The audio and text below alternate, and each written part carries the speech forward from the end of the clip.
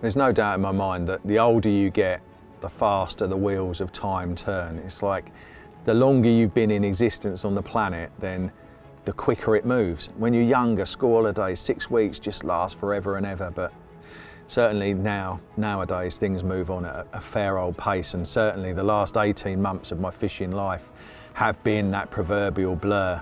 And the fishing situations and the fish that I've been fortunate enough to hold and encounter and watch and be woken by have just been absolutely scintillating. From the most spellbinding of scenarios, it's been an absolutely immense period in my angling life.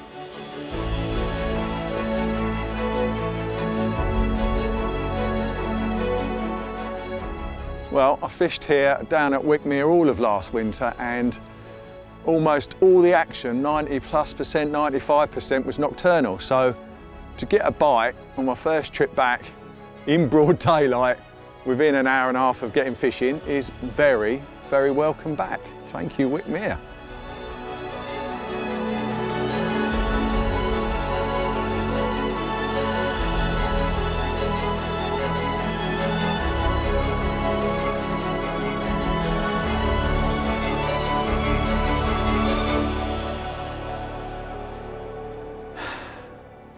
Welcome back to Wick. Thank you very much indeed. Excellent.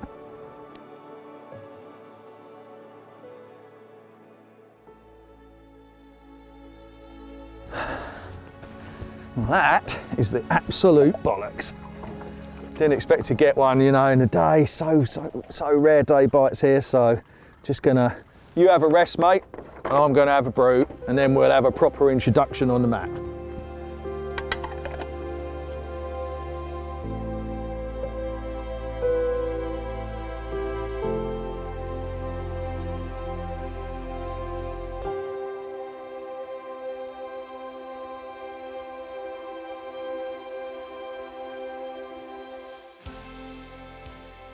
Well, welcome backs don't go much better than that. Probably about 27, 28 pound common, beautiful wick fish, typical on these Chelmsford Club ticket. I mean, they're just amazing carp, and it paid off getting down here in the dark last night, walking around, so that when I got here early this morning, I had an idea where to go, because they don't really show an awful lot in daylight. One show this morning in the frost and the ice told me that they were still there, so I got fishing, and after about 90 minutes, blessed with a daytime bite.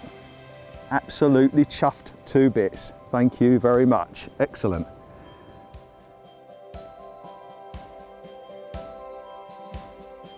Just as the first winter storm of the season blows in, we've got some mega weather coming today. Look at that lovely broad back. Yay! Tap clear water, withered old pecks, big tails. Do love it down here. Special place, special times.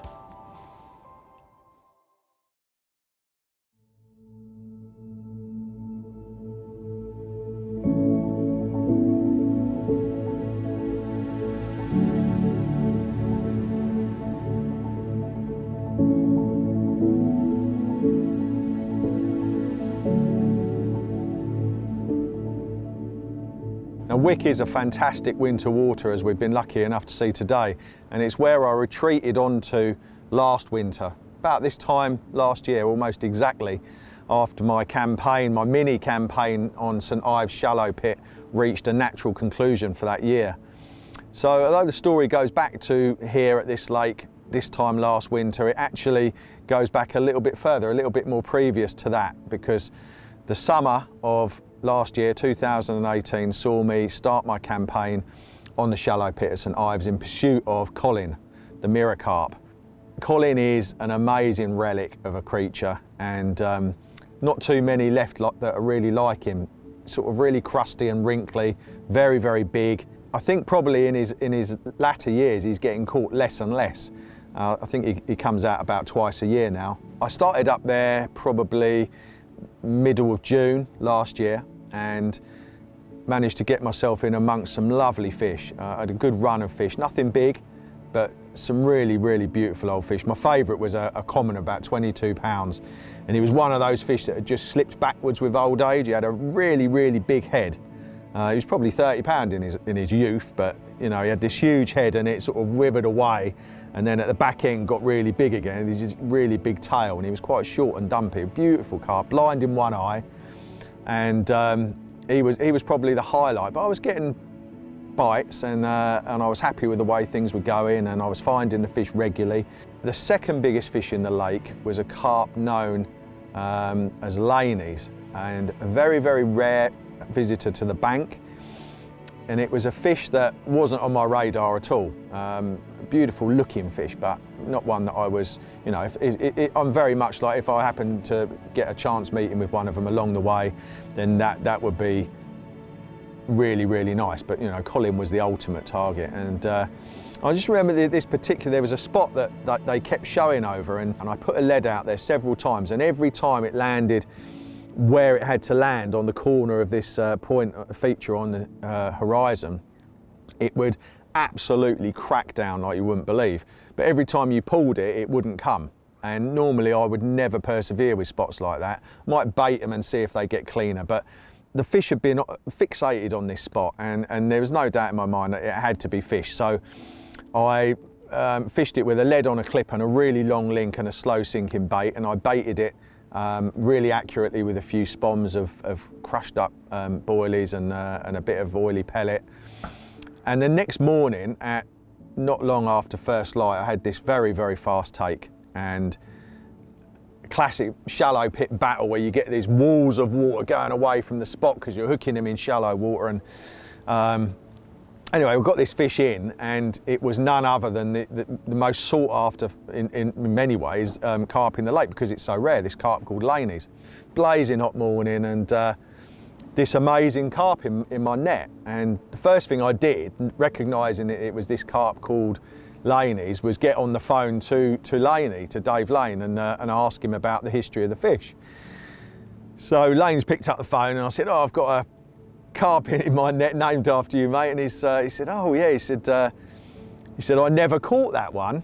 Now Laney fished on the shallow for a couple of years and caught just about everything else, so it showed again how rare a carp it was, that it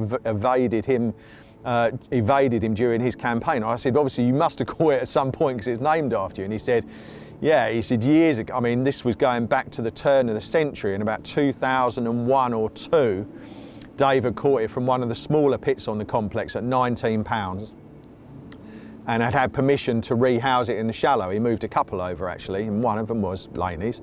I think the other one was maybe the paw print, I'm not sure. But anyway, Laney's was definitely one. It was 19 pound, and it went on to thrive in the lake, and as I say, just get slowly bigger and bigger, hardly ever getting caught. In fact, it's only been caught once since I caught it in 18 months. Which is testament to what an elusive creature it is. An amazing looking capture, which you would have thought might have started the ball rolling really with luck and a succession of maybe carp gravy coming my way, but it wasn't to be, because at the end of that month, I think I had one more trip. No, I didn't have another trip, because I had to knuckle down and finish right in rolling in the deep. So I did that all through the end of July, August, September, and it wasn't until it went off to the printers round about the second week of October that I was freed from the shackles of the laptop and I could go angling again. So I resumed the hunt, straight back up to St Ives, and I spent the remaining weeks of the autumn up there, seeing out the end of the campaign until it got really cold.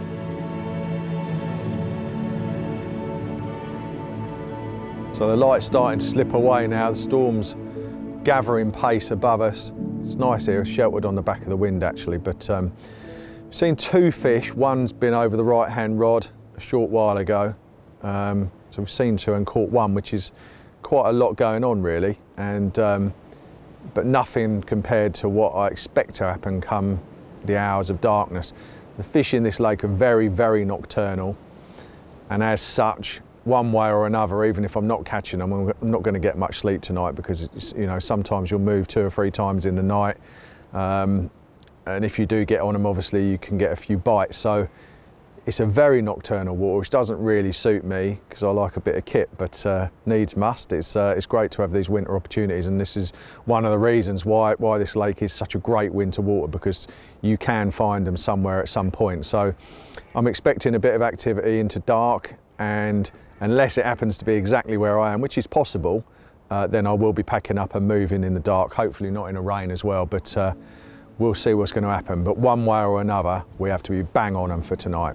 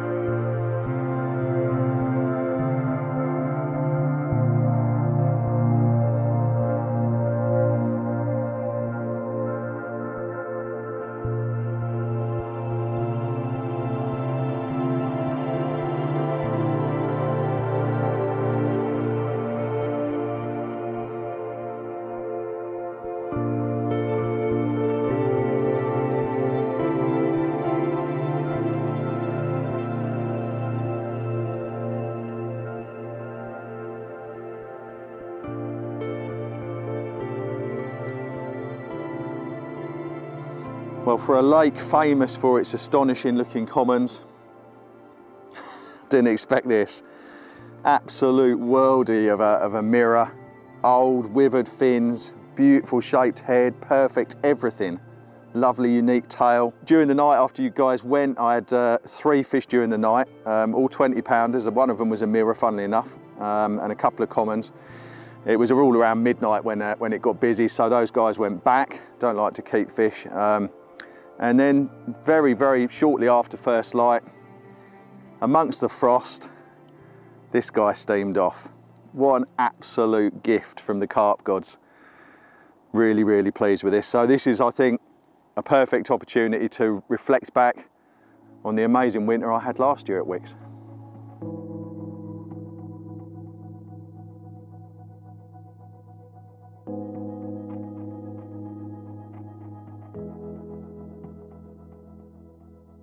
So we turned the clock back to almost exactly a year ago, and I managed to get myself a ticket for Wick on the Chelmsford Angling Association club ticket. I got my teeth into the campaign early on because, as any of you remember, the back end of 2018 was incredibly extended in terms of autumnal weather, and I remember I didn't actually put my winter sleeping bag on the bed until Christmas week. All the way through November, through December. In fact, some of the most memorable captures were fish that I was stalking out of the edge, right in close in front of a swim near where you park the cars, and very, very deep shelf, and you could get up and nestle in a little bow and watch these black shapes coming through absolutely gin clear water, and you just watch them just tails up. You know, it was classic, but quite unusual for December, you know. second week in December, it was still going on. The wind, as soon as the wind trickled into that area, the fish would turn up, put a bit of bait down, and you could get them feeding. And it was so exciting, just one rod lying on the ground, and you just watch, you know, I did a few videos on my phone of these shapes, and you could see some bigger ones, you know what it's like, and then all of a sudden they scatter and the zzz, and you're jumping out the tree, and that's really is my lifeblood, carp fishing, really. But to get that, you know, virtually on Christmas, in fact, I've never had that happen with big fish, you know, and I had fish well over 30 pounds doing that, black wood carving commons, you know. It was very, very, very special.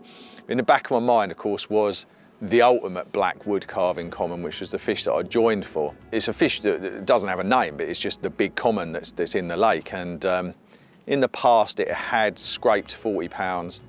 Very, very long, dark, perfectly shaped fish. Perfect in every way. Great big paddle tail with white edges to it. Sloping head, lean. A very, very special fish, and I and a couple of my mates who are real connoisseurs of carp, you know, held this common as being up there with the best commons in the whole of the UK. Remarkable fish, and that was the obsession for the winter. It was very lucrative fishing. It was kind to me. I think if you love the lake, then the lake will love you back, and sometimes you just click with the lake and you love being there. And a lot of the activities and the manoeuvres and so on were very nocturnal. Fish really came alive at night, and getting a bite in the daylight was very, very rare. The first big fish of the campaign came, I think about the third week in January, on a really frosty night. My mate Joe was fishing down the bank, and I had a bite. I'd been down actually to photograph a fish for Joe, and a lovely 23-pound common, really nice fish. Came back, and it was only about 3 swims down, everything's covered in frost. It was only about 6 in the evening. And I had this twitchy bite on the left-hand rod in this deep gully, and had this amazing fight with this big. You just, when you get the bigger fish in here, they're just totally different gravy. Because there's no weed, all you're feeling is the weight of the fish throughout, and there's no mistaking the extra compression you get in the rod just by playing them as normally as you do the other fish. They just lean on you. And we got this fish in, and it was 37 pounds something, beautiful long common. We got this, you know, 37-pound common, you know, that's a serious fish any time of the year. In January, when it's all iced up, that was proper special. And I followed it with a couple more fish that night. And then we're into February, and then the weather really started to change. I think it was around about the middle to the third week in February. You'll all remember, we had, suddenly it went boom, and the temperatures crept up to upper double figures, 18 degrees I think we had. It was just, so even waters that had never done winter fish in the UK did a big fish, or started to do fish. Everywhere switched on, the bumblebees came out. It was amazing. And the fish flocked into an area, managed to get up a tree, and it was an area that I suspected they might get into when it got warmer. But really, I'm thinking this is going to be March. I wanted to be off the lake by the end of March at the latest, because I knew then it was going to get really busy. By now, it's third week of February, and I've caught a lot of fish, getting towards 50 fish, but hadn't caught the big one, obviously. And now I'm already starting to think, you know what, I'm going to have to come back next winter, this year, and carry on that campaign, which wasn't a problem, but that's what I was preparing myself for. And on this particular day when the weather changed, I had a feeling that this was going to be an area they'd turn up into, and I was up this tree watching, and sure enough, these battleships, I mean, they were a different group of fish, much bigger stamp. There was hardly any 20s about, lots of 30s and upper 20s and coming, and they were sort of grouping this area. And so I got myself in position, fished in close, and during that night, I think I had 3 fish during the night up to 27 pounds. And another brilliant night's fishing. You know, there's not many places you can do that these days with long, dark, amazing looking commons. It was special fishing, no doubt about it. And at this point, from the tree, I had noticed a really big frame fish. I just caught a glimpse of it that had been gliding around under this bush, and it was a bush where I put some pellets and a few bits the previous day. And it was deep under there, and I thought, there's no way that fish could have gone in there and not inspected this bit of food that I put there the previous day. And I just caught a glimpse of it. Then a group of 6 fish came round and they dropped in there, and I thought, and then they went, and I knew this bush was now the spot. So I got a rod, I bought it from Open Water, and put a light lead on and a tiny bag of crumb. And I sort of pendulumed it and got it right on the tip of this bush, and it's gone down deep. And landed, I remember, that's right, when it went in, it landed, I stopped it before it went in. It was only 10 yards, but stopped it beautifully. But it took so long to hit that I thought the lead had come off. It been bounced off by the bag or something. I was waiting and waiting, and then crack! Couldn't believe how long it had taken. And with a 1 ounce lead, how hard it had landed was just, it was monumental. And I was like, oh, right, okay. Took it out of the clip, sunk the line, back up the tree, watching, doing a few things. And about an hour later, and by now the temperature is soaring, you know, it's up to this 18 degrees that we had, and it's just the most biblical of days in February. And I was packing up, I had to go home. I'd done my night, and I just heard this beep, beep, beep, beep, beep, beep, beep, and I looked round, and it was the rod that I'd put in the edge by this bush. Picked it up, and I've lifted the rod, and I was snagged in this bush, solid. So I thought, oh, I can't believe this. Nothing was moving. What? I felt it hit the bottom. I knew there was no branches that had gone over. I just started to curse myself when the line just started swinging out. And then began, which till to this day is still the most ridiculous scrap from a carp I've ever had. Because the sun was high, and well, not high, it was February. The sun was low, but it was strong, and the water was vodka clear. And I've got my Polaroids on because I've been up and down the tree, so I can see everything. And the line just cut out from this tree and went out and out and out and out, and the rod just started to compress and compress and compress. And then, you know, right, it's another one of the good ones. It's a 30-pounder, no question. Start playing it. And I remember there was a guy packing up on the opposite side. He started packing up 5 minutes after I hooked this fish. And now I'm playing this fish, I'm concentrating, my mouth's going dry because I know it's big, up and down, got it a bit closer, then it's taken a load of line, it's gone out. Next thing, like 10 or 15 minutes have passed, matey started packing his gear up. And he's packed all his gear up. Fish is still on, going up and down, up and down. Then he's barrowed all his gear around. This fight went on and on and on. And I'm playing this fish, and I've got my poses, and I can see it's really long, but it's so black, this fish, I can't make anything out other than how long it is. And that was the moment when the tip of the leader came up and it breached for the first time. But it wasn't the head that breached, it was the tail. And this huge shovel tail with white edges to it came out and slapped the water in anger, and it surged off and ticked a load of line off the clutch.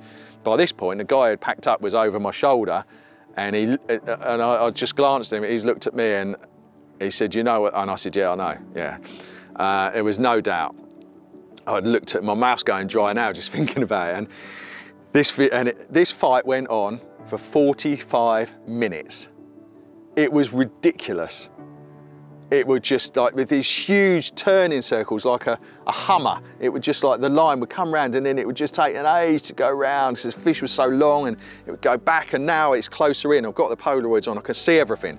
I can see it blowing out bubbles out of its gills as it's slowly weakening. And then it breached properly, and this Labrador-like head came out of the water. And you just say, "Please don't come, please don't," please. And I push the net out, and you just and the whole thing, and everything's aching, and I just drew it over, and I drew it over, and then its head was by the block, and I lifted, and at that point, a third of the fish was still hanging over the draw cord, and I lifted it, and it was one of those where you think, "Shit, quick!" And I had to step forward and shuffle the rest of this serpent into the net, and I didn't need to look into the net to know it. I already knew what it was. But when I did look in the net, the most monumental carp lay before me, which is arguably the greatest looking fish I've caught in my life to this day. It was 42 pounds something, the most incredible wood carving of a fish. And Elliot came down and helped me out with it, and a couple of other people, and we had our moment with this creature. And to think that, you know, that lives in a club lake in the middle of a field, in the middle of Essex, it's truly is a special carp. And that rounded things off really nicely. So I didn't, you know, I could forget about March. It was done on something like the 23rd of February, I think it was, or whatever that hot day was, done and dusted. And I could look forward to whatever lay await in the year ahead. And as you will quite often find, if you manage to catch a fish early on in the year, quite often you can keep things going. It's like the luck, the carp gods ignite on you early on, and that was the start really of what was an incredible year. But yeah, for now, just looking out across this lake now, thinking that common is one of the finest fish I've ever held, no doubt about it. As winter sessions go, it surpassed anything that happened on last year's winter campaign, and this was only a return for one night for us to try and knit the whole story of 2018 together. And we were just about to sit down and start doing the next bit of work, and another bite in the day from the lake that never did daytime bites last time I was here, and suddenly I'm into fish number 7, and wake me up, somebody. This is just epic. But it's going to breach. Nice dark one.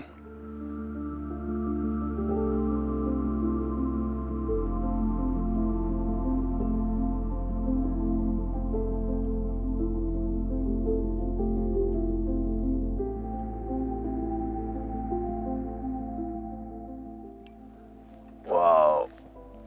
You must have had enough, because I have. Well, I want a cup of tea. Well, this has been quite an unusual session, because we came here without the requirement of catching fish whatsoever. All we had to do was knit together the story of the back end of 2018 and into this year. And it's just typical, isn't it? We've been inundated with carp, left, right and Chelsea. This is number 7, and we've only done one night, so just incredible bit of fishing, and it stopped us doing the work we came here to do, which was to knit that story together. Hands are freezing cold. It's going to be a big freeze again tonight. This is a proper bar of ice. I'm going to slip him back, and as he wanders off, my mind's going to wander back to warm, sunny spring days at the start of a very special campaign.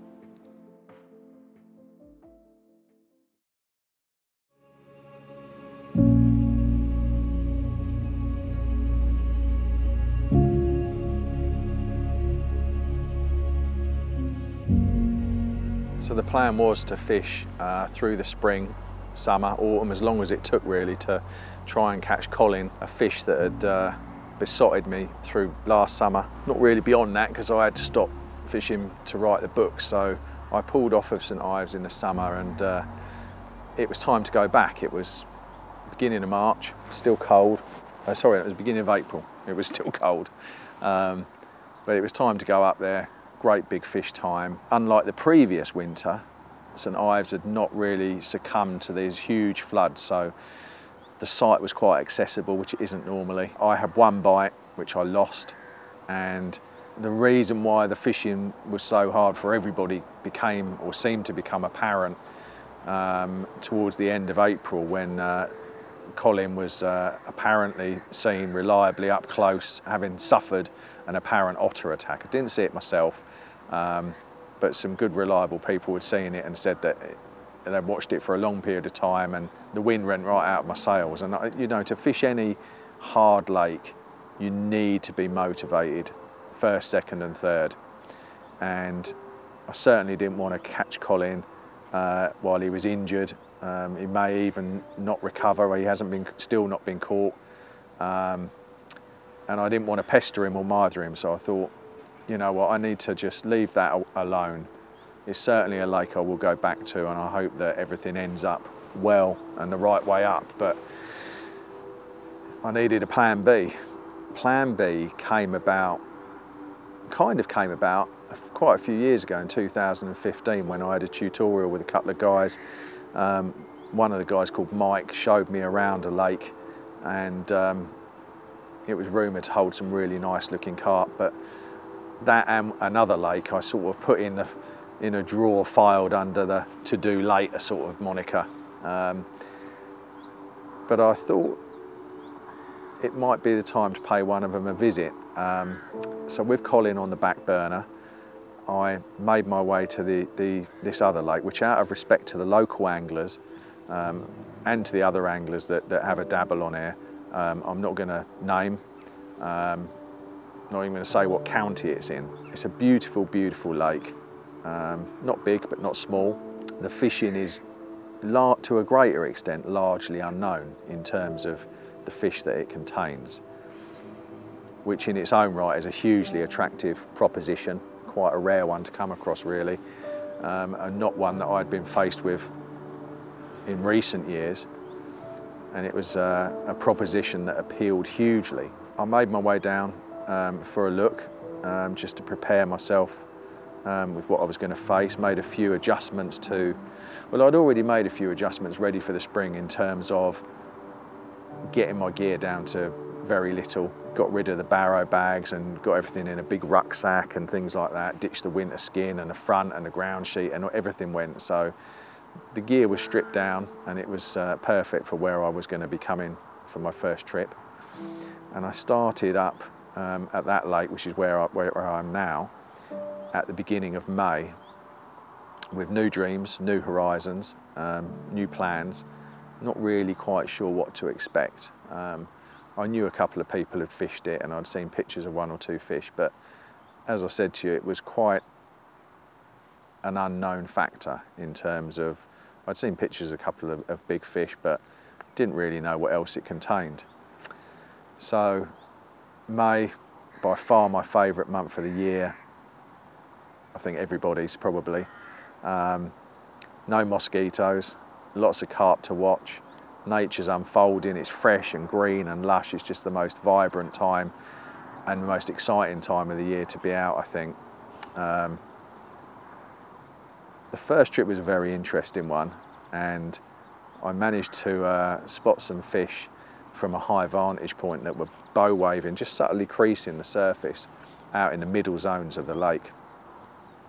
There's a very slight ripple which they seem to be following, and a bit of willow fluff that you get at this time of year. I got my gear and got myself around in a position where I could fish for these carp. There wasn't a swim in the area, just this death slide, which I called the slope of death. It was just like this mud embankment, which was a bit tricky, but I was determined to fish the lake very in an old-fashioned kind of way, if you like. So no spom, no big marker floats, no spods, no wrapping sticks, stuff like that. It was just going to be me, a catapult, some boilies, and fish where I see them with a krill pop up, and that was it. So that was how the plan unfolded. The fish stayed in the area. I flicked out the rig a couple of times, and it was just deep silty, and I thought, oh, it was a bit boring really, to be honest. I thought, I hope it's not like that everywhere, you know.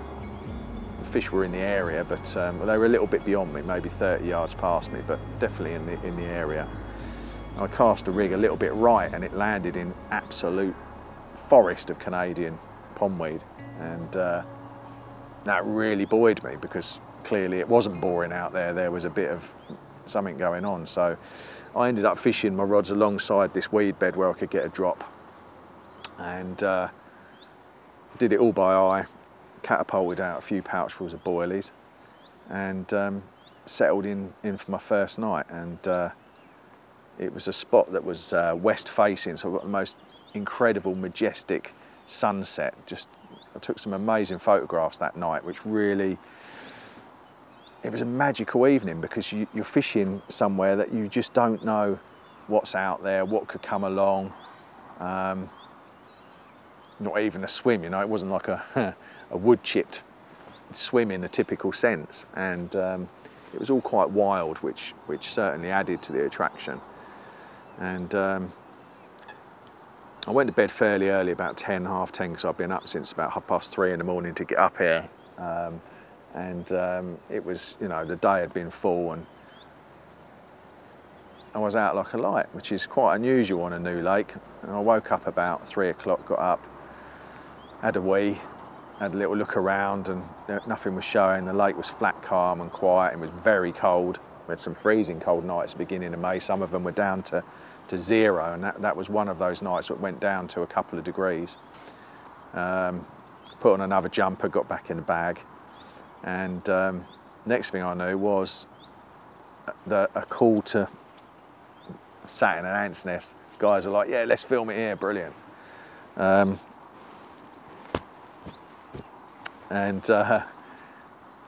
alarm was just one toning against a really tight, I always fish tight clutches, and it was taking line at quite a rate. So down this slope, connected with the fish, and a short while later had my first fish from the lake on my first morning, which was just an amazing feeling. It was a beautiful common carp, about 19 pounds, small little dorsal, lovely shaped mouth, perfect in every way. So I did a couple of self takes in the reeds and let it go. And I had another rod on the spot, which I thought, I'm just going to leave everything quiet. There was a few bubbles in the area and a couple of fish whilst I was playing this fish. It was a really angry fish. You know, when you hook a fish that, if you hook a fish that hasn't really been caught before or doesn't really know the game, quite often you just get these like power surges on the surface as the fish just freak out. And my line was cutting through it was flat, calm, freezing cold on dawn, and this fish was going crazy. So I left the other rod in position because there was obviously a few about. Did a few self takes, made myself a cup of tea, and then a little while later, an hour at the most, the remaining rod went. I mean, 2 bites, couldn't believe it. And this fish, again, incredible experience. And when I got it in, it was different to the first common, which was immaculate, and it was sort of oldish but clean.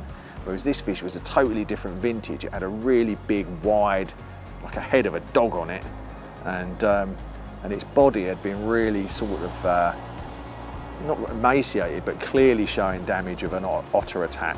Had scale displacement down both flanks. Its tail had been chewed. It was all healed up. It had clearly been in the wars in the preceding years, which of course added to the character and the moment. Beautiful, beautiful fish, lovely fins, just everything about it. It was a mid 20 pounder, it's 24, 14 or something, I can't remember, 24 pounds something, and absolutely cock a hoop with that. It's hard to put it into words, but a new place, an old characterful carp, and I was up and running on my first morning and buzzing. Yeah, just really, it was very, very special. So had 2 nights. The next night I fished similarly, and off the same spot, first light the next morning, had another one. Again, a common, about 20 pounds. And that was it. That was the first session. But of course, what a start. I was really inflamed with thoughts of potential and aspiration of what could happen, what could be in the lake. So on the next trip I came down, I got myself in a position where I managed to find some fish and positioned a rod in the margin, and had a bite from that at 1 o'clock in the morning.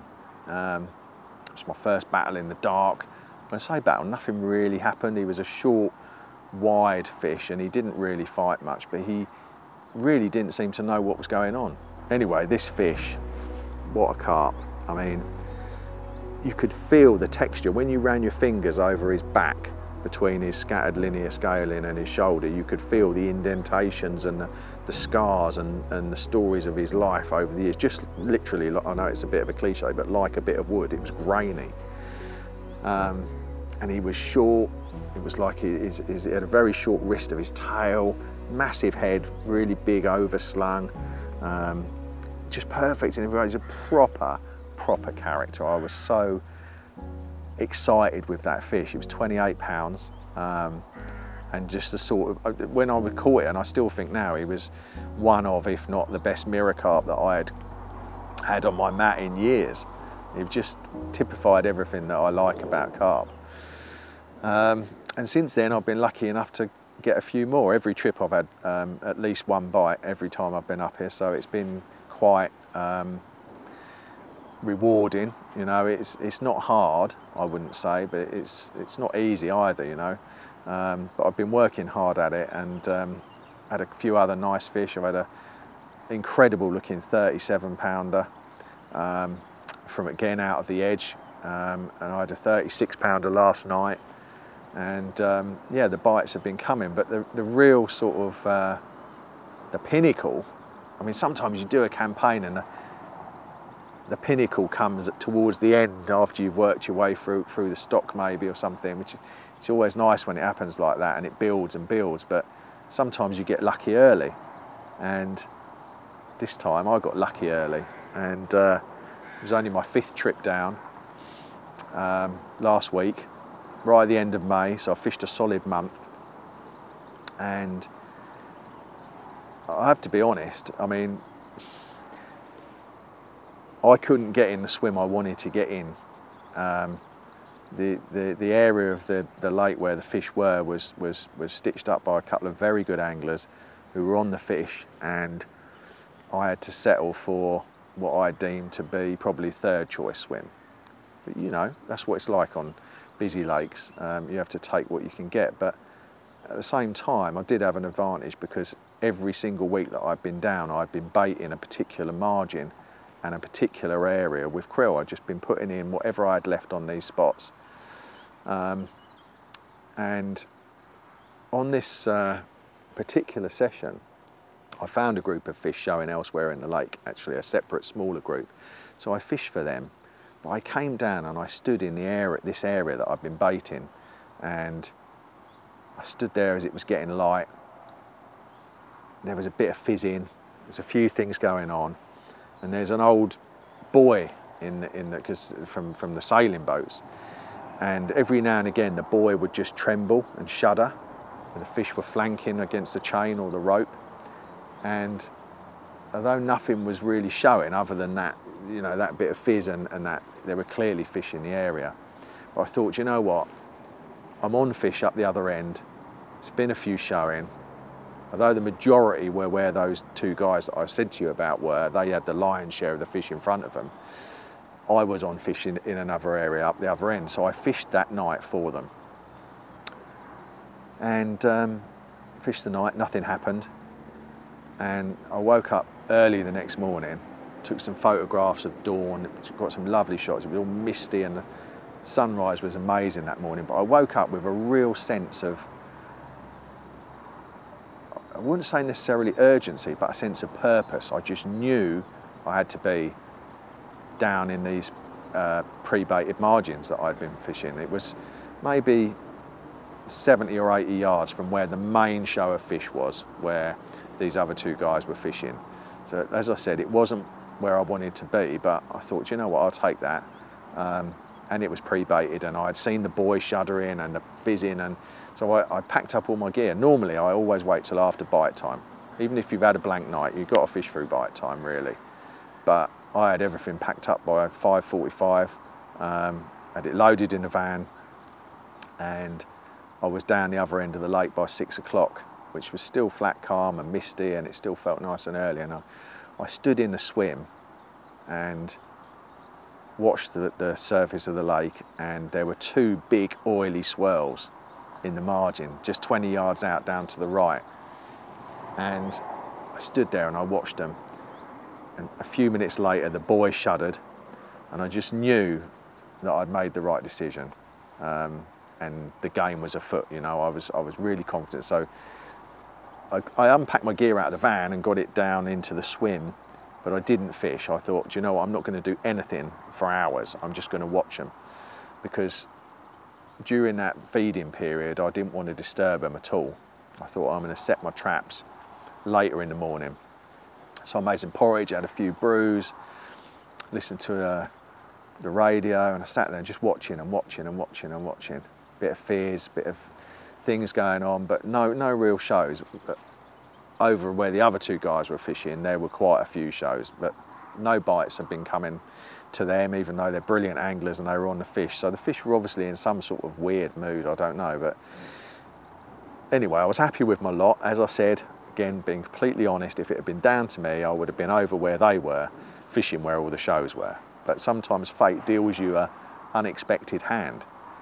And sometimes not being able to get where you want to be can pay off with an unexpected planetary alignment, which leaves you with your chin on the floor, and that was what was about to happen.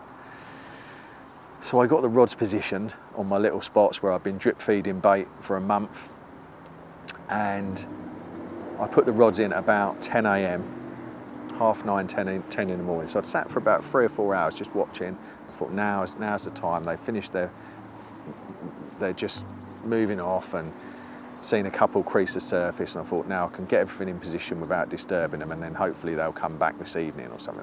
That was kind of how I was thinking. Now the rod that was of most interest I put in, this was the rod where I'd put most of the bait. I lowered the lead down. Now some of you will know, when you lower a lead down and there's a branch on the bottom, you can feel the lead sort of roll off it, like double donk. You can just feel it. And although the hook point didn't go, it just lifted the rig out, hadn't hooked anything, hook was still perfect, but you could feel and as you just went a foot further to the right, it got really, really hard.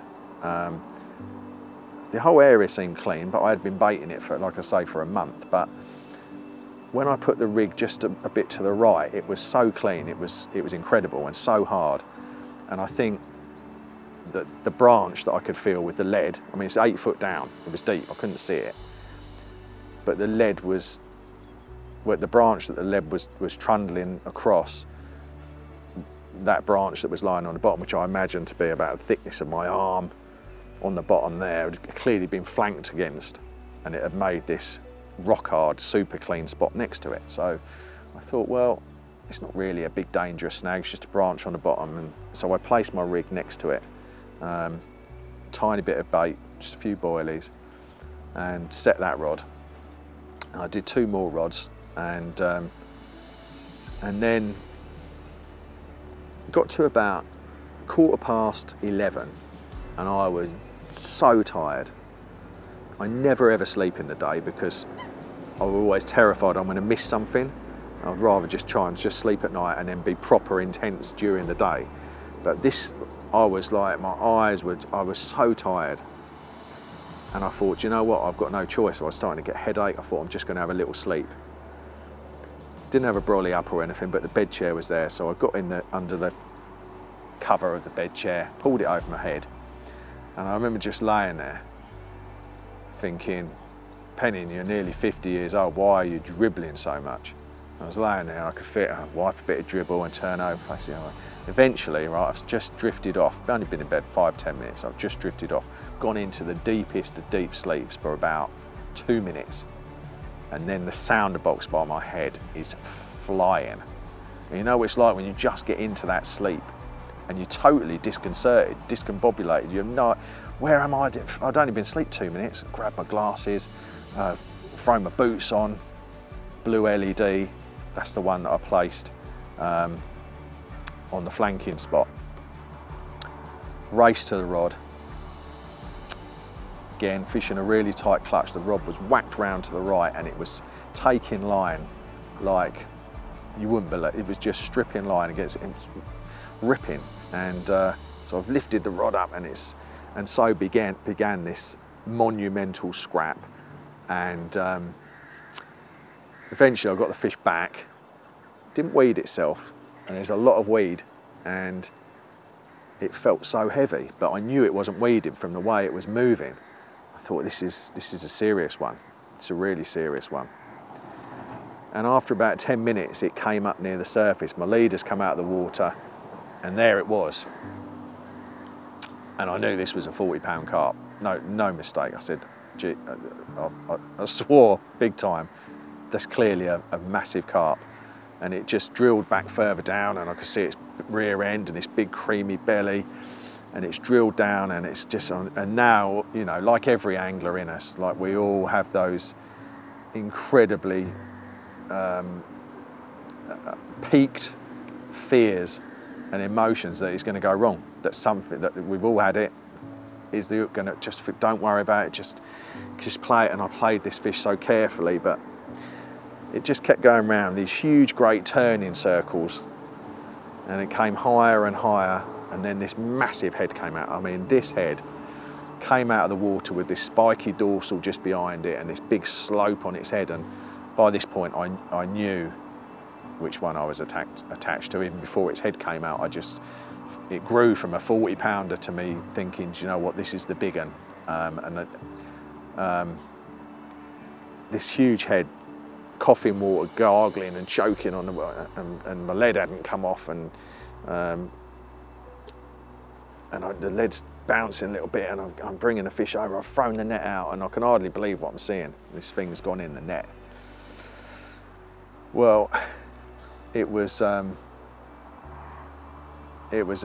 fish the size of which I haven't seen for a very long time, certainly not in England. And I peered down in the mesh, and an absolutely enormous mirror carp was lying there.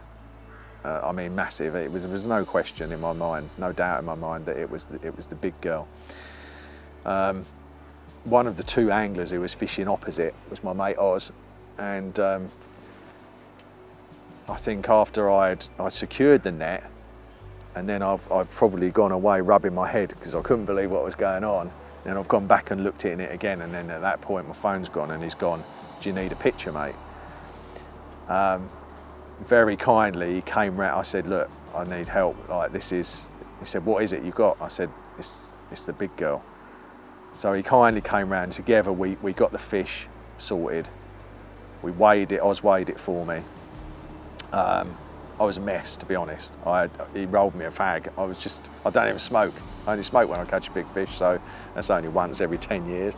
And I had this cigarette, and I was just like, took care of everything because I was all over the place. I get so excited and everything. And this huge great thing was, I got chesties on, I lifted it up, passed it to him, and we sorted it all out, and Oz weighed it for me, and it was 51 pounds and 14 ounces, which, and a mirror carp, you know, that's the biggest mirror carp I've ever caught in the UK in my angling life. So it's a milestone, an absolute milestone. The fish was just incredible. To my mind, one of the most unique looking 50-pounders out there. It looks to me, it reminds me a bit of Arthur out the car park lake mixed with something else. It's got this incredible shaped sloping head, massive, huge underslung mouth. Everything about it, it's got this, obviously this huge belly, because it's an enormous fish. It's so wide as well. I mean, what an incredible carp. And you know, it's a 50-pounder that doesn't get caught very often. One really good angler fished on here for 4 years, never caught it off the bottom. So it's, for some reason, it just doesn't really, it's not a massive bait eater like some of the others tend to be. Don't know why. It's a massive fish, and the carp gods graced me with that by pure luck that morning, really, because like I say, if Oz hadn't been over there, I would have been in his swim, or if Tony hadn't been there, I would have been in that swim. So sometimes the cards of fate are not quite what you expect, and they can deal you a good hand even when you think you've got a poor one. And as I held that fish, I mean, you know, when you're getting old like me, personal bests don't come along very often. And I was holding that fish, and my good mate Dan came down and helped out with the pictures, and you're holding something like that, and those moments are so rare, and that's what makes them so special.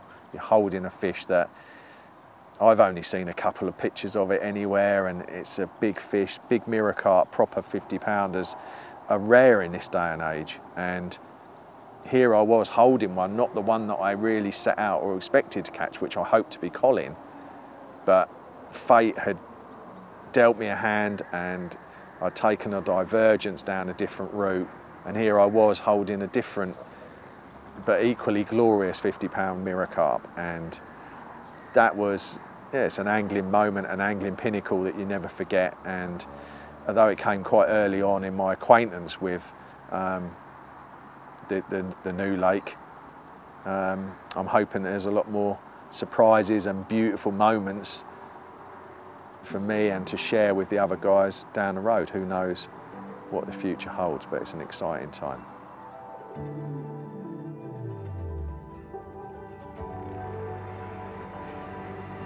There's a window I have opened, I'll never let it close. Through it I am finding everything I need to know. Something about the rainfall, how it sounds when it calls. It knows so much more than the levy of a song. It's a look inside, a hole in the sky, a way to see the space between the answer and the why. You need a brilliant light, a way to find a window into everything, and waiting for the rise.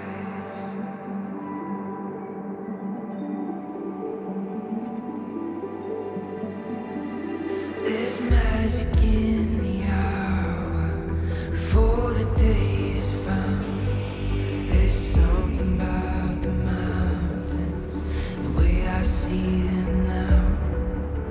Something about the light, how it dances through my mind. Something peaceful about the way it feels tonight. It's a look inside, a hole in the sky, a way to see the space between the answer and the why. You need a brilliant light, a way to find a window into everything, and waiting for the rise.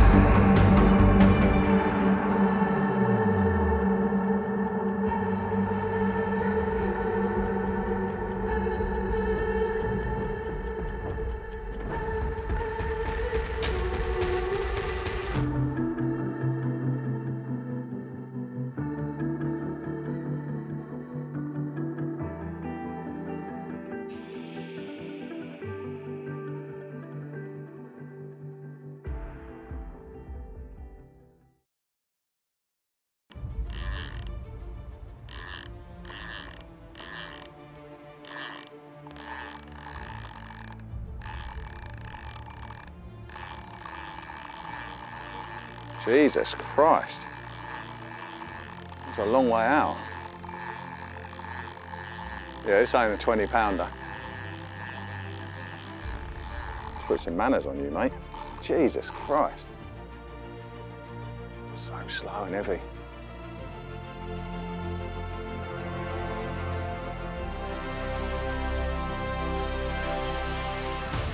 It's a big fish, it's a really big fish. Oh, God, the cable. Oh, look at that. So good fish. Broadside, looking like a log.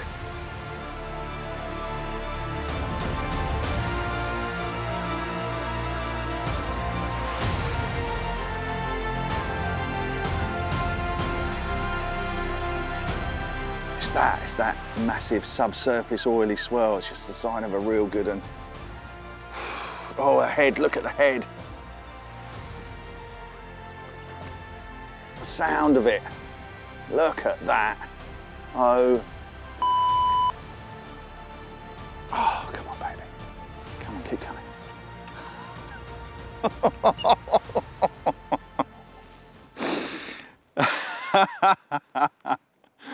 That is ridiculously insane. I'm just praying that's not the big one because I haven't got my glasses on and I couldn't see the tail. Please don't let it be the big one. It's a very big fish.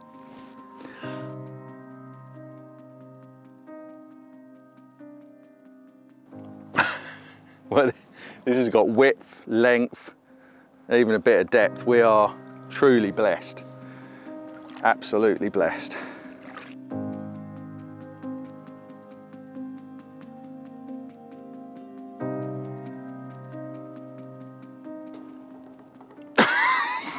Lucky I've been back in the gym a little bit. Oh my God. Right, steady boy, steady. Oh, well, 42 pounds and 4 ounces of winter common carp. The Palace of Dreams, incredible. Never expected that in a million years, monumental. Now, that's ridiculous. That is insane.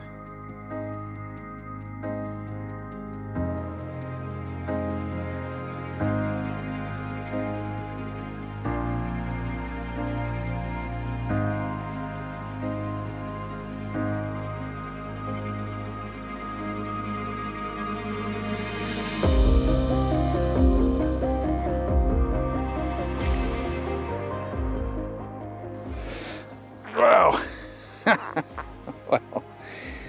Well, that is the surprise of all surprises.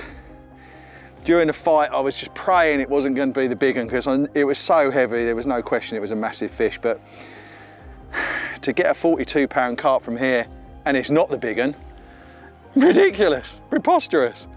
I don't know what's just happened, but I'm holding 42 pound of incredible Wick Common in December in a freezing cold, and that's as good as it gets.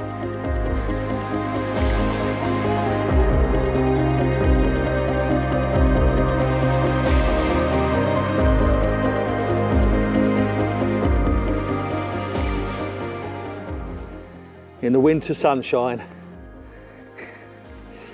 carp fishing just leaves me in awe.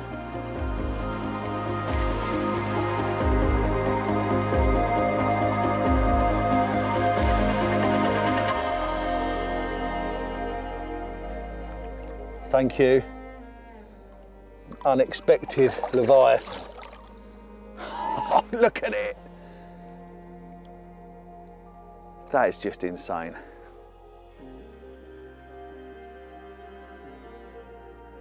So we've wrapped up the day down at Wick and the gear's on the barrow. Very, very wet gear that I've got to dry out. One of those dream sessions really. And for that to come alive for the cameras the way it did is, believe me, if you do these sort of things, it's a very, very rare thing that carp play ball when there's cameras around. So it was very unexpected and a huge bonus, and really rounds off a sensational 2019 for me, because that will inevitably will be my last big fish of the year. It's nearly Christmas. So I've just put back the biggest fish in the lake from the lake that you just saw me at in the summertime, and normally your campaigns work towards that. Every footfall you make, your goal is always, every cast you make, everything you do is geared towards finally holding your obsession, wherever that may be, whichever campaign it is. And to be holding the biggest fish in the lake so early on into my campaign was a bit unexpected. Of course, you can never tell what's going to come. So, but very often with my campaigns, the fish have come, the one I've wanted most has come last, which is always, I think, the nicest way for the journey to take its course. So that was it. So a bit of an oddity. So I then decided to try and work my way backwards, tell the story back to front. Started with the big one. I'd caught a majestic, incredible 37-pounder not long before that, and a few others, amazing fish, and I was intoxicated with the place. So I thought, well, I'm going to carry on, obviously, and try and tell the story backwards, try and trace my steps backwards and try and work my way back through the A-team, as it were, although some of them were unknown, and see where I ended up. The objective being just to get bites. You couldn't see an awful lot into the water, it was coloured. There were a few occasional glimpses of the stock, and there were a couple of times in the spring where I could sneak into little gaps in reeds or get up favoured trees and photograph the fish as they sat there. But they were quite rare. Usually you were moving on to activity and then trying to get angling with as little commotion as possible, which is always tricky no matter what you're doing, because you've got to put in two rigs. The fish in there were very, very flighty. So some of my fish came from up well overcast in the zone and winding it in quickly on the surface and then dropping it down where the fish were, which was fine until the weed got thick. But once the weed came up, it meant a whole different style of angling was required. And although the early part of the campaign had been all catapult, a few boilies, and feeling for a drop and getting on, that was it. It was lovely and simple. As the weed got thicker and thicker and the year moved on, it became necessary to use wrapping sticks and fish with much more precision. And you know, when you're fishing tiny spots far out from the bank, a spom really is about the best way of getting your boilies in. So you'd have to time your moments to get your bait in, because the fish, as I said, were very flighty. They'd been left alone relatively left alone for quite a long period of time, and as such, as the year unfolded and numbers of anglers descended after these big fish, the pressure told and they became very twitchy. I'd move fish out of the swim just from a couple of casts with a well-feathered and well-stopped 1 ounce lead 40 yards out in deep water. You know, they were very, very switched on. Although I'm not mentioning the lake or naming the lake, if you did know anyone who had fished there, most people would tell you that they hate fishing there.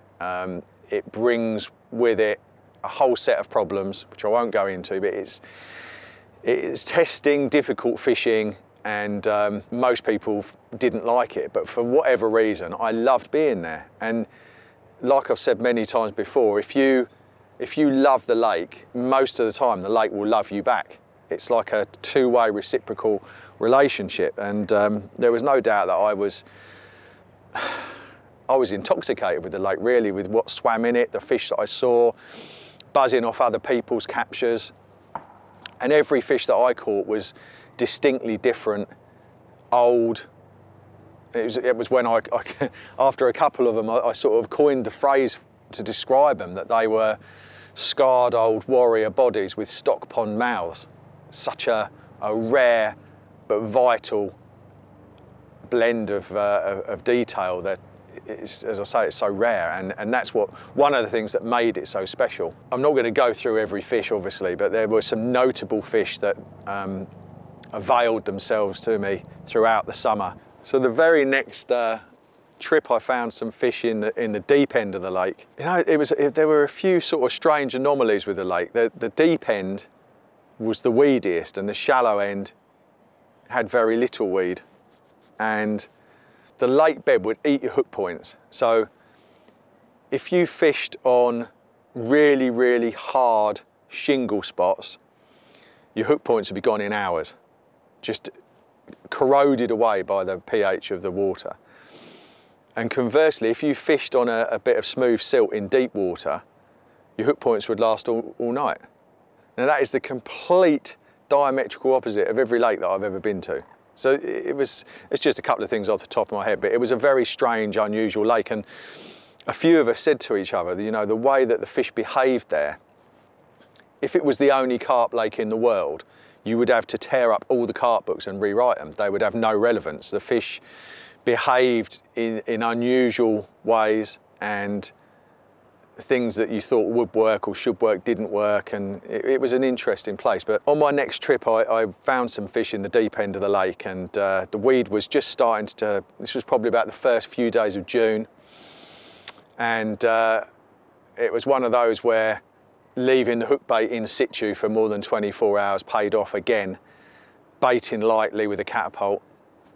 And another thing that was strange about the lake, almost all the bites were daytime bites.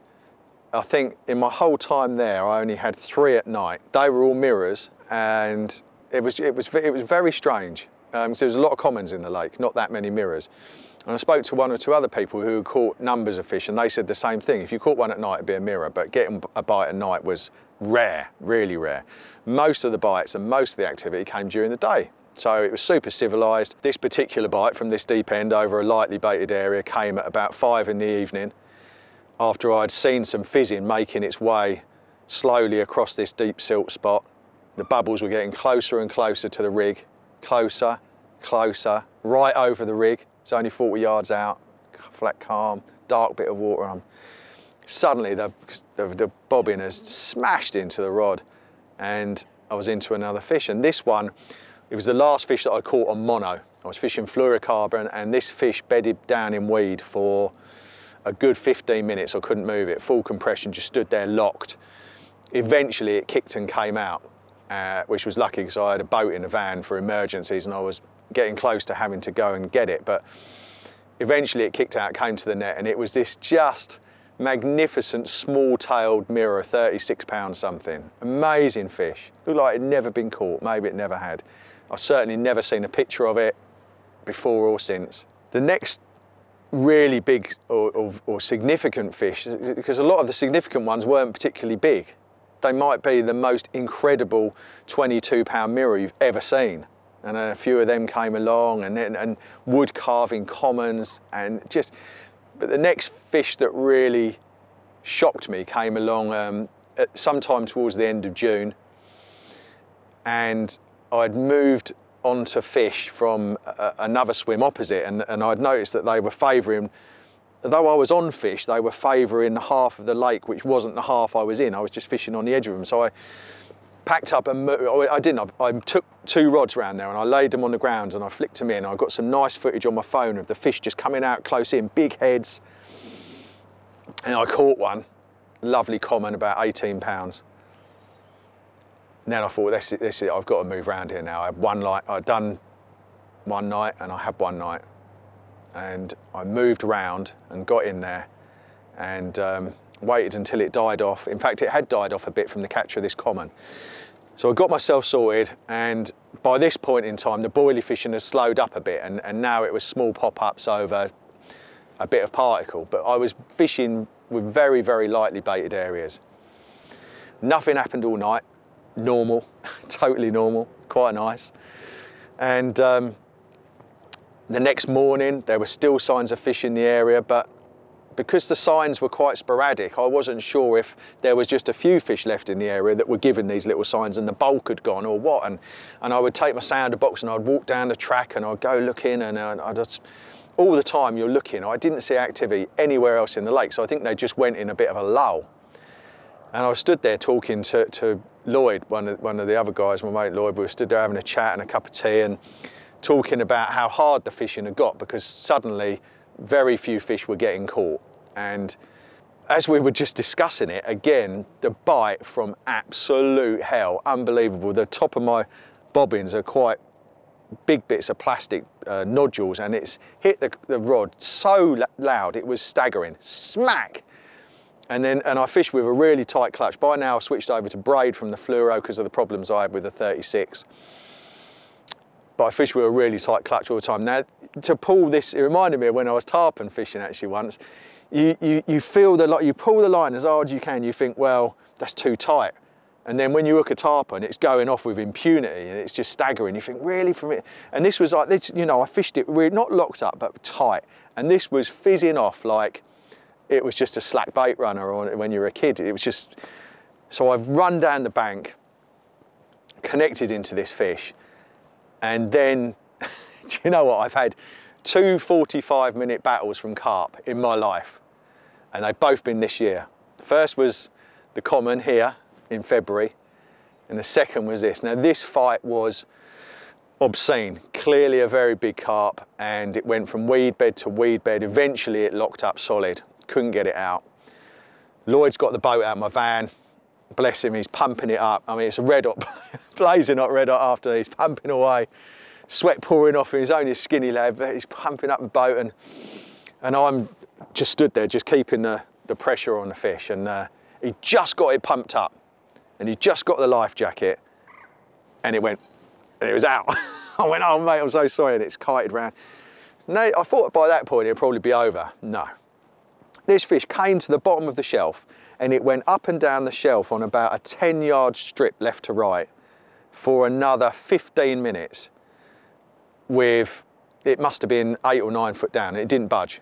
It was like the proverbial bag of sand. It was staggering. I just could not lift it. No amount of pressure that I was daring to put on it could get it to come higher for 15 minutes. And you're aching, and now I'm praying it's not the big one again, because it's so heavy. And unless it's got loads of, I could tell by the way it was moving, it wasn't covered in weed. So you're thinking, well, this is massive. Please don't be the big one. and then it breached, and you just see it, and it was facing onto me, and its head was enormous, and it's coughing water, and Lloyd's thrown me the net, and I got it in. Looked in the net, and it was a mirror carp, which was the second biggest fish in the lake. Well, probably exactly a month after the 50. So we got it out, and this was a week, it turned out that this was a week before spawning, and this fish had, it was certainly not spawn bound, but it was at its biggest weight, and it went 49 pounds and 4 ounces, which, and this fish is, it's got a unique history which I won't go into, but this fish is a survivor. This fish is packed full of testosterone. It got grabbed hold of by an otter once a long time ago, and I think the otter probably went away with 2 broken paws and a bloody nose. This carp has got a will to live and survive, like, it's just incredible.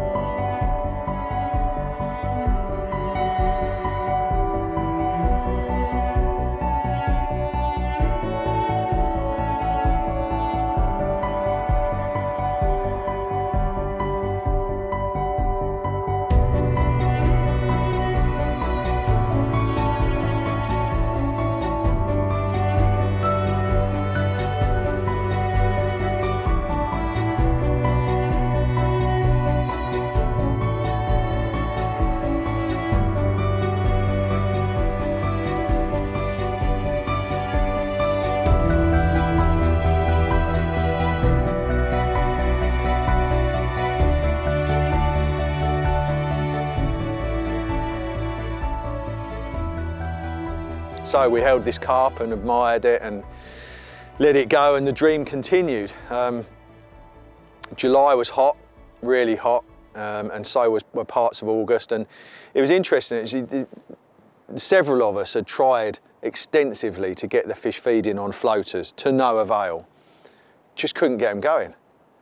And a couple of my mates had tried. I got them going once actually in May, but the slick drifted out and the fish went away from me, and before, yeah, I couldn't capitalise on it. So I had got them going once, very strong reaction, but since then, nothing, and no one had caught one off the top, and through that hot period of weather, persevered, nothing, couldn't get them. Every now and again, you'll get one taken, and then the seagulls, you know, it was murder. Before I knew it, I skipped 2 or 3 weeks, because when the weather got ridiculously hot, you know, I just did some floater fishing and stalking on local lakes, gave it a miss. Went back, caught a couple more commons, mid-20s, upper 20s. And the next thing that happened was truly astro-biblical. It's the first week of September, and I managed to get on fish and get fishing for them, and they didn't go, which is very rare, and this is now because the fish are insulated from danger by the weed. The weed is growing out the surface now. And it was to the fish's detriment, but to our advantage, because it meant that they felt safe and cocooned, and they would tolerate small amounts of activity. They would melt into the weed, but they come out to play afterwards. And it was just before dawn. It was about 5:05 in the morning. I think it was the 3rd or 4th of September. Thick mist. Had a bite from this spot that I'd had quite a few fish from before. And the bite was pretty nondescript, just came in through the weed, bedded down, came through the weed, bedded down, came through, and I netted it, went to get my head torch. You see, you know, those moments when you're going back to it, you don't know what you've got. And you turn it on and you look down, and there was arguably the best looking mirror carp in the whole of the country in my net, a fish that I had drawled over for a long time. I had seen a couple of other people holding. A carp of such preposterously perfect scaling and coloration and shape that it's hard to think of a better one. And so this fish was just over 37 pounds. It's a cliche, I know. The weight is not even remotely important when it comes to fish like this. The shape of the mouth, the shape of the head, the tail, the clusters of scales. It's off the scale, this fish, as you can see, and it was weird actually. This fish was so special that even with other anglers on the lake, and one of them a mate of mine, I decided I was just going to kneel in the bushes and do self-takes on my own. Which seems a bit crazy. It was I just wanted it just to be me and the fish. So I set myself up self-takes. I didn't wake anyone else up, and I just treasured this moment. And even after I went home, I didn't tell anyone for a day or two what I'd caught, because it's almost like you break the spell sometimes. And you know, in this day and age, sometimes we're too quick to put one on Instagram or show it to all your mates. And to me, sometimes when you do that, it is like the spell is broken. And even now, here in December, a lot of the fish that I was fortunate enough to catch from that lake, I've never put on any social media, because as soon as I do, I just feel like something's taken away. So I held that carp, and it was probably the best looking mirror that I've ever caught. There was, yeah, probably. And that was September. Now, really strangely, at the end of September, we had a belting period of hot weather. It was one of the hottest parts of the summer. It came along right at the end of the September, and I kept all the floating gear. It might have even been the first couple of days of October, actually. It was right there when it shouldn't have happened, and it went up to nearly 30 degrees. And the floater gear was always in the van from the 1st of March to the 31st of October, wherever I go. And I thought, do you know what, I'm just going to try again. So I went round to a high point, and I stood there and I looked and I watched the middle of the lake, and sure enough, there were tiny little swirls and dimples where these fish, you couldn't see them, but there were these tiny little double vortexes where they're just moving their pecks like 90 yards out. You could see it was going on. So I thought, right, I'm going to spom out some floaters long range to them and just see what happens. So I did that, and after about 2 or 3 hours, I got them going in a proper frenzy. It was incredible. After all the effort that we had all been trying all summer, to no avail, suddenly it looked like a stock pond out there. It was just ridiculous. Got fishing with a long range controller. Eventually I got them feeding closer and closer, and at a range of about 50 yards or so, I caught, I lost one to a hook pull, and I caught 2, which was a 20 something common and a 28 common. Well, I think I had 3 commons, which was like proper reward for all the times I put that floater rod together or tried to get them going all summer. Nothing. And then on that mad day at the beginning of October, they were just feeding. So that was very memorable. Beautiful looking fish, dark commons. So by now we're into October, the hardest part of the year, I think, on just about any lake, particularly one that's seen a lot of pressure, loads of natural food. And you know, the fish know the game by that time of the year. So I made some adjustments and carried on doing what I was doing. I was prepping a few spots at night with the boat, which I hoped were going to serve me well sort of into November. And there was one particular fish that I really wanted to catch. It had only been caught a few times, as they all had. None of them were well known or particularly friendly, but this carp, this long, black fish with a cluster of scales on one flank, was to die for. And by about the middle of October, there was an area that they kept frequenting, and even though they wouldn't show at first light, you would see them fizzing there. I found a spot nearby actually. What happened was quite funny, that led into the next capture. So I found this spot at long range where I'd seen a lot of activity, and it was too far to cast with the thick gear I was using to combat the weed. So I thought, well, I'm going to go out in the boat and drop my rigs and a bit of bait at night. And I wasn't breaking any rules or anything. I thought, I'm going to go out and do that and get the rods positioned perfectly in the dark when no one else could see what I was doing. So that was the plan. Got to dusk. Bearing in mind now, it's like the 2nd or 3rd week of October, 2nd week of October, something like that. And the water's getting cold now. It's very weedy, the water's cold. And for whatever reason, I was the only person on the lake that night. This never happened to me had before or since on this lake. As I said, it was a busy little lake, and so the lake was empty. I got everything ready. I could have gone out in daylight, but I didn't, because people quite often turned up in the afternoon. So I waited and waited, pumped up the boat, my old fish hunter inflatable, had it for a long, long time. Pumped it up, got it all seaworthy, put my life jacket on, and I was probably 2 minutes away from launching and going out in the dark to sort everything out. And suddenly the boat just went bang and completely, catastrophically failed. All compartments just went, everything went down, just like that in a split second. And it was proper scary, because I would have been 100 yards out 5 minutes later in the dark on my own at the lake. And yes, I would have had a life jacket on. I'm not the best of swimmers. There was no one else there, and it proper shit me up a bit, I tell you. So then I'm thinking, oh, that's bollocksed up my plan completely. What am I going to do now?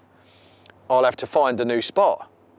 So I eventually, leading around in the dark, I found the spot. It was just, I was looking for a spot that I'd found previously, and I'm in the bivvy, and I'm reading from a diary, and I could not find where I'd written it down. I'm going, oh, back out with the lead. No, oh, couldn't find it. And anyway, after a load of trauma, I got donked this nice patch of clean silt surrounded by thick weed, not too far out, maybe. I think it was 60 yards out. So then I've cast 2 rods to it, wrapped them out, clipped them up, and I could see the plops in the moonlight. Got them out there about 3 foot apart, and then I got the spom, and I put out about 12 medium-sized spoms of mix over the top, and it all went like clockwork after like the near disaster before. It all went nicely. Got it all sorted. Guess what? Nothing happened at night. Never does on there. And actually that beautiful mirror came in the dark, but it's 5 in the morning. But yeah, so nothing happened during the night. The next morning, I've seen a couple of fish in the area. Their habits starting to change a bit now, and I did see a couple of shows early. I had 1 night left, and I'm thinking, right, I'm going to go and prep this spot in the other part of the lake that I was waiting for a certain wind direction. I didn't have a boat, so now I'm forced with using a big size spom and going down and spending hours doing it. And it wasn't too far away from where I was fishing, but there was a lot of trees in the way. So I got my sounder box and put it up, because it wouldn't work to where I was. So I put it up on this boulder, and I was about 60 yards away down there, and I'm sat there and I'm watching the area that I'm going to prep. And the area I'm fishing's up there, and my rods are still out, but it's not far away. And I'm watching the water, I'm thinking, I wonder if they're getting in here, because I've prepped this spot for a few weeks now, and I'm thinking they must have been drifting in here. And so before I let loose with the spom and scare the Jesus out of anything that is there, I want to watch it. So I'm watching, nothing. And I think, right, I'll get to it. When I was just about to pick it up, I know, bib, bib. I thought, no. Bib, like 1 bleep. I've gone running up, went over the mound, down to the rods. You don't believe you've got a bite, and it wasn't taking line or anything. So I've walked in, and I only had 2 rods out, and the left-hand one was off the bite alarm, because I had my tips down and I had tight clutches. You've always got to be careful. I should have known better, but it had lifted off on the bite, which is why I only had a couple of bleeps. Lifted into this fish, and so began another classic fight. Went on for a good 25 minutes. The fish has kited round this reeded peninsula. And eventually, there's no doubt in my mind it's a big fish. It's clearly a very, very big fish, even though I haven't seen it. You just, everything about it. And this fish came round, and my first glimpse of it, it came up on the surface, facing away from me, and its tail, it was half on its side, and its tail was just weakly trying to push itself forward. And I got this expanse of black flank, the colour of the, and I was just, oh my God, I could see it was big. Keep it cool, got it round and got it in the net. One of those draw cord floppers where you think, right, this is a big, big fish. Juggle it in. And I look down in the net on this big head. It's just the way you always tell a big fish, it's the width of its head for me. It's just, and I looked and I thought, that's a 40 pounder. And there's no, the width across the eyes, as the matchmen used to say. And so I got myself sorted, and I thought, I didn't know what it was. So before I got myself sorted, I thought, I don't know what it is. So I've rolled it on its side to look for identification. And its left flank has come up to me with this cluster of 4 scales, 3/4 of the way down above the anal fin. And it was this very mirror carp, one of the last that I really wanted to catch. The rarest of fish that had just hardly ever got caught. And it was there in my net. So I carried him up onto the mat. I actually did a bit of video of just like how ridiculous, because it was just like the way things were falling for me on this lake. It's hard to put into words. The lake, for whatever reason, the lake, there's loads of anglers there that were better, much better anglers than me, but for whatever reason, the lake had decided that I was his best mate that year. And next year it'll be someone else, you know, you see it happen sometimes. And fortunately it was me, and I was more than happy to enjoy every moment along the way. And I did this little video just on my phone of this fish as I'd laid it on the mat before I weighed it, which I thought captured the moment perfectly of the insanity of the moment, because I just couldn't believe that these things kept on happening to me. So I weighed this fish and it's 42 pounds something. So I slipped the fish into a sack, made some calls. Tom, bless him, came down, made a very long journey down to share the moment with me, and did me some incredible pictures. We're both like kids, you know. We're both speechless, drooling, like there's not enough superlatives in the world that you could, everything about this fish was perfect. And for a few moments it was mine. And after that, I caught a couple more. There were two other really notable occurrences. One was when I found the fish patrolling and using and fizzing in an area of margin very close in. And again, I got this footage of in the middle of the afternoon of this big black Labrador head coming up and going down. They were there and I got fishing for them, and I didn't get fishing till after dark with a tiny lead, and I flicked it around where they had been breaching and fizzing, and I found this tiny, like with a 1 ounce lead, and it was 20 yards. And if I trapped it right and sunk it down right, it would pull across pea shingle. And there was no doubt in my mind they had made that spot that day. The activity, the heads, the bubbles, and you know, with new spots they always come back. So I put a rod there and I baited it very, very lightly. Put a couple more rods round the swim in other zones that I'd either caught from before or I'd seen activity. The next day, lunchtime, nothing's happened. They haven't come back. I'm on the phone to my missus. She's going, what's going on? I was going, they've done me again. They've gone. I'm going to have to pack everything up and go and find them and move swims again. I was going, I can't believe it. Everything was set perfect. I found that spot, did it with subterfuge in the dark, you know, because I just think they don't mind a bit of disturbance in the dark, or they mind it less than in the day. That's why I did it. And with that smack, so it's that single rod. I've lent into this fish. Well, if you ever want to see a black carp, this was it. The blackest mirror carp I've ever laid eyes on that anyone's ever caught. And that was in my net. Upper 20, perfect in every way. Trace this one back. It's got 3 captures in its whole life that we can find. And in many ways, that fish was the highlight of my year. Wasn't the biggest, but as you can see by the fish, it was truly monumental. So I put a tiny bit more bait down, went home, came back the next week for what was to be, unbeknown to me at the time, my final session. Now, just to backtrack a little bit, after I caught that 42 pounder, I started getting a few messages from people in the lake saying, time's up, mate, pictures of red cards and so on. And I was like, I haven't even had a repeat capture. I'm having the time of my life. Why should I go? But it came at me from all angles at one point, and I just thought, so I said, look, if I get a repeat, I'll go.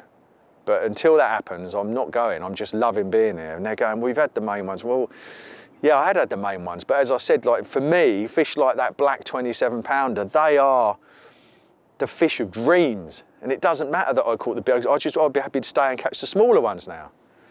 So anyway, I said, if I got a repeat, I'd go. Some of the guys were mates and I didn't want to upset anyone. And so on this session, bizarrely, the fish were back in this margin. Again, I couldn't believe it because it was in front of quite a popular, busy swim. It's the last place on earth you would expect these fish to turn up. Really, it was, but there was something down there that was really turning them on. So this time I thought I need elevation, and there's no climbing trees around this area. So I got my trusty telescopic out the van, wedged it on this tree and got some altitude, and from there, wow, you know, it's like you get up a tree, it's just whole nother game. And I looked down and I just saw this fish come past, massive mirror. I think it was the 49 I had, and he went off and went and disappeared further up. Then a common came through, and I'm thinking, right, so I didn't want to get fish in because I wanted to be sure of what was in the area. And it seemed that there were 2 commons, and there was another black mirror, but it was a bit bigger than one I caught, about maybe 32. So again, I waited all day, didn't do anything. I waited till it got dark. But this time, the commons were fixated on a spot to the left where it dropped into even really deep water, like 10 foot off the tip, 12 foot. And I waited till dark, and I just underarmed a tiny lead. And I remember I did it loads and loads and loads until I knew exactly where it had to go. And there was this little table that they cleaned off.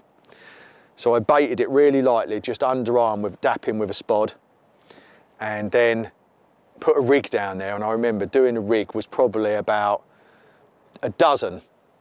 No, do it again. No. And it would just either nick it, you could feel it nick a bit of weed on the way down, or it just wouldn't. So there was a street light on the opposite side, and I knew it, and eventually it went. I thought, right, it's perfect.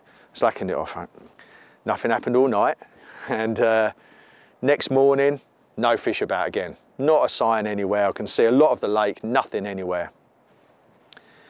So I thought, right, I still had 1 night left at that point. I thought, I'm going to stay here until something happens. And I thought that they had come in here at lunchtime previously. So I kept getting up and down the ladder stayed up and down the ladder, up and down the ladder.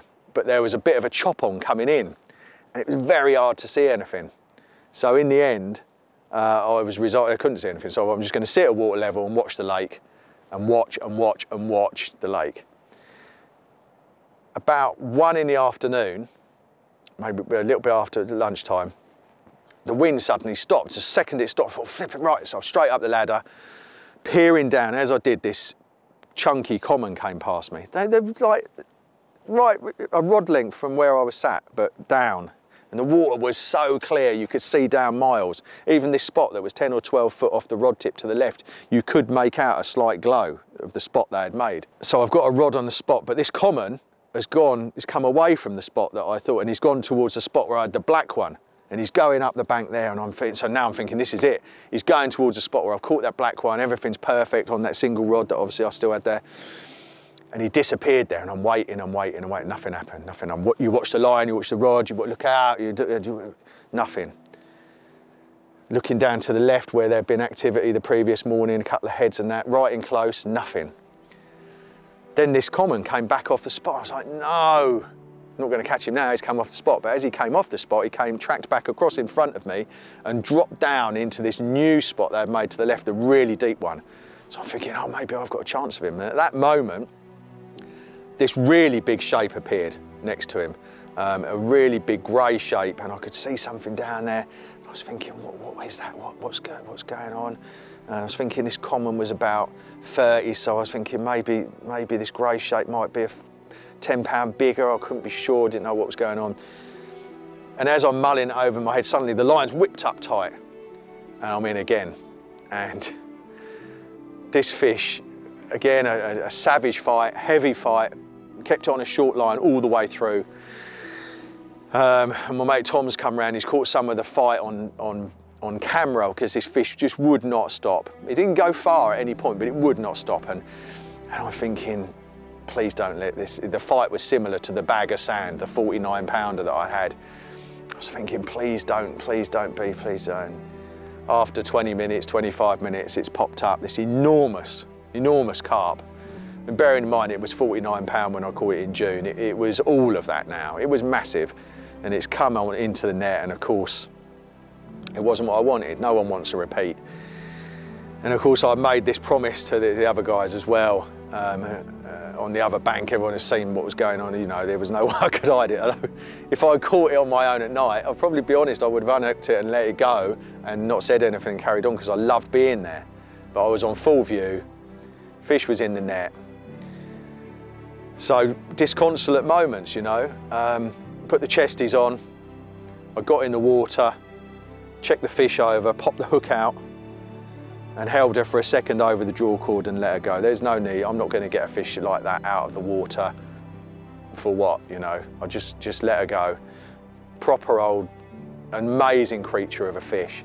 And as that fish went out of my hands, so did the dying embers of my campaign faded away in that instant. And although over the next hour or two I wrestled over what I should do, there was only one answer. It was apparent that there were new dawns, there were new missions, there were new campaigns. And as I've said to many people before, that even if we were fortunate enough to fish constantly, there isn't enough time for all the lakes and fish out there, you know. So it was a blessing, a gift. The time I'd had was monumental in the extreme, with the most exquisite carp I've ever laid hands on or eyes. It almost capped off an amazing 2019, you know. It was a repeat, but you know, and that was the end of it. And but we had one last hurrah as we've come back here down to Wick to tell the story and to knit it all together for you guys to see what unfolded.